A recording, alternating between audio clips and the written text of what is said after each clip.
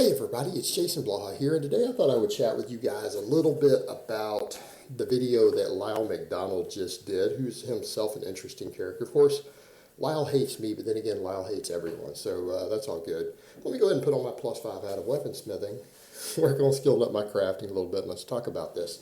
Lyle's one of those guys that you guys know how I feel about him. Dude's brilliant, insanely smart, but he is bipolar and he suffers from his own addiction problems, and it makes him a little bit crazy. But that doesn't detract from the fact that the guy is really, really smart. Something that came out is that he did, and I think he rightfully did, call Dr. Brad Schoenfeld out on a study that he did recently, and other people like Mike, Dr. Mike, who I actually like Dr. Mike. I respect Lyle, but I don't like Lyle. Understand the difference there. Dr. Mike, I agree with Dr. Mike less than I do with Lyle, but I like the guy as a person. And I think his books are really, really good. So again, a very smart guy, a lot of credentials. I tend to disagree with him sometimes on volume more than anything else. I think he pushes more volume than is necessary. But doesn't mean the guy isn't very intelligent, doesn't know how to apply all the science himself, things like that. I think he's a likable person all around. Dude's funny. So there's this debate there over Brad, and Lyle is basically saying in his video, look, I want to debate Brad. Put me in debating Brad. Have Brad come on, and I will make him defend his positions. And he pointed out that people don't want to do that. They don't want to do that. And that all these other people in this whole circuit of evidence-based practitioners, none of them dare question Brad Schoenfeld. And it's because, as Lyle pointed out, he has become so big and so much money tied up with him that he's allowed to basically market bullshit now whenever he wants, and people are scared to call him out on it. And that's a problem when we're going to talk about evidence-based stuff. I agree. That's something I've noticed as well. I happen to agree with Lyle on that one. I happen to agree. And while I might appreciate some of Brad's work, I mean, look, Dr. Brad has produced some pretty decent studies over the years. A lot of his stuff's actually really good. But it's certainly not perfect. And I don't think a lot of what he does put out is actually really applicable. And I think that's something I pointed out before, is that I think he does promote some of the bodybuilding fluff and try to create studies to show it so that he can sell books. There's money in it for him. The reality is some of the stuff he promotes, all this extra fluff and pump and needing large amounts of exercise variation and extreme amounts of volume in order to maximize hypertrophy. I'm sorry, I think it's bullshit. I've observed anything but in the real world in people. And that's why I have a big problem with it. I don't see it happening. I don't see it happening in person. It's one of those things that look, people need to understand exercise science is an applied science. And you can produce whatever you want in a study, but if you cannot replicate it in real people or people in the real world, when people take athletes and clients and they do something different than what you showed was ideal and get fantastic results, and they're getting better results than what the ideal supposedly is, there's a problem. Your applied science is not working no matter what your study says. This is where we run into problems. And I think he called this study out in the sense that he's saying, look, you produce a study showing maximum growth with like 30 sets for upper body and 45 sets for lower body, meaning for the individual muscle groups. You don't do it. He's right. All these other people who are coming out with their own material, all these other evidence-based people who wanted to back Brad on it and jump on Lyle for being critical of it, they don't write programs with his recommendations either. In other words, they know the study is garbage. They know it's garbage, or they would be applying it to their people. They would be applying it to what they're producing. They'd be applying it to the people they coach and train and the programs that they put out. Why aren't they? And I think that's the question that he asked that really drives home the problem here. In other words, if you claim that Brad's study is legitimate and you're not having your lifters do 40 or 45 sets for their quads every week, then you really don't believe in it. And that's the problem. To back it but then absolutely refuse to use it, and you should be using it. If you really believe that something is superior, why wouldn't you be using it in your clients and athletes and people who are paying you in the programs that you're being paid to put out? It's a problem. But as he said, these guys are getting $5,000 for a seminar. $5,000 to get up and do that. to go do a weekend seminar, and without Brad's endorsement, they wouldn't be getting these gigs. They can't afford not to. And I tell some of these guys, once you guys build your YouTube channels up, a good YouTube channel will make you at least $5,000 a month. But, I digress.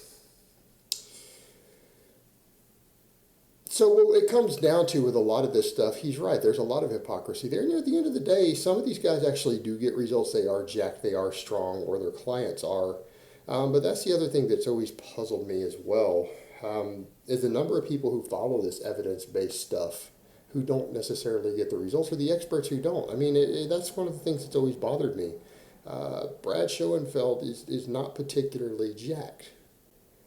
He's not massive, he's not jacked, he's not super strong. He produces studies proving that size does equal strength. Why isn't he strong then? And then if he spends his whole life promoting this stuff, he doesn't necessarily get the results. And why is it that I see tons of people who've been following him for years who aren't squatting 500 pounds? Hell, some of them are struggling to even get to a 400-pound squat. When he produces a study, legitimate study showing that your 1 rep max on your squat is almost directly mathematically calculatable based upon your lean body mass relative to your height. Well, why aren't these people hitting these numbers? And I think that's a valid criticism. If people are that much of experts, people who have been doing their methods for several years should be getting monstrous results. And these guys themselves oftentimes should be. If they're legitimately claiming to train the way that they promote, where's their performance? Where's their size? Now, Mike Israetel is ridiculously jacked, right? He is ridiculously jacked. He is strong. A lot of these guys aren't, though. A lot of them aren't. And their followers and the people who are following them aren't. I mean, you look at some of these groups of people who go to these evidence-based seminars who claim to be following this. And if you're obsessed enough with fitness and lifting that you're going to attend multiple of these seminars over the years, and you're still not incredibly jacked, I mean, fat-free mass index of at least 24, there's a problem, guys. There's a problem. You aren't squatting 400 pounds for a few reps. All right, this is a problem.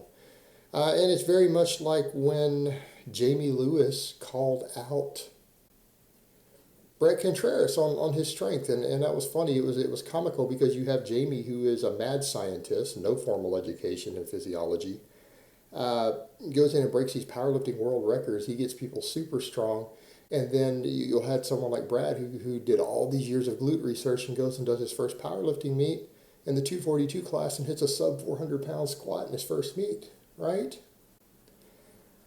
That's the problem we run into with some of the researchers and the people with the advanced degrees. They can do interesting studies and they can produce some interesting data for us to pull from, but when they can't tie it in together into real athletes, they can't get strong themselves, ever.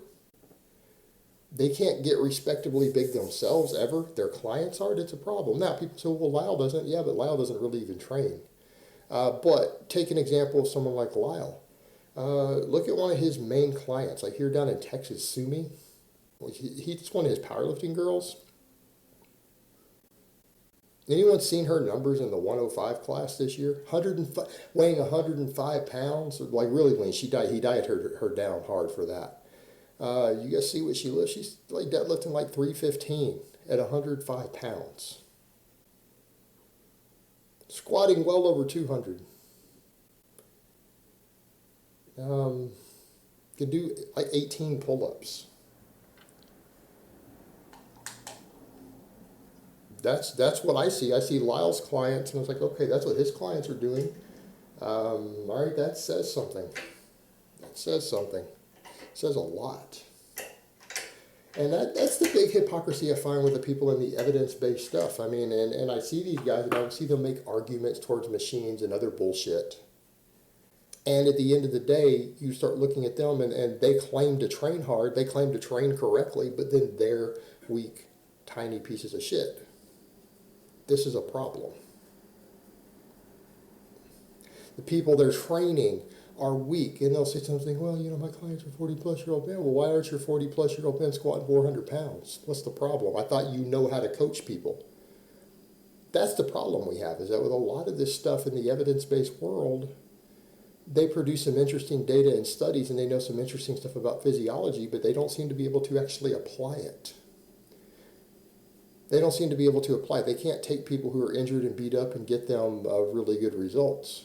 I'm not going to get into all that in the past, but you guys did see what I did with my ex-girlfriend with rehabbing her, because she was too beat up and banged up. She couldn't even squat. All right? She couldn't even squat. I got her to where she was squatting 125 for reps 6 days a week after she couldn't even squat her body weight due to injuries that we rehabbed.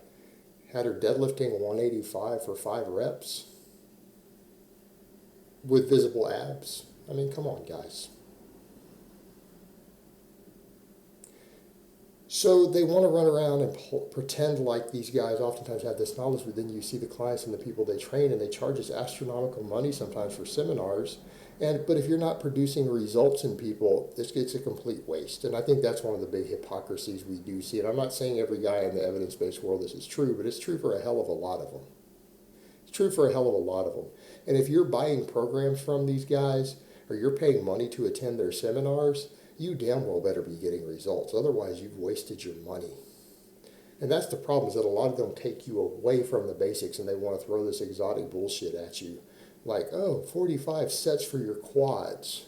You need 7 different quad exercises. And a lot of us are like, I don't know, maybe you need to just get your fucking squat up. But I digress. All right, guys, well, that's really all I have to say on that today. I hope it's been informative, and I will talk to you guys next time.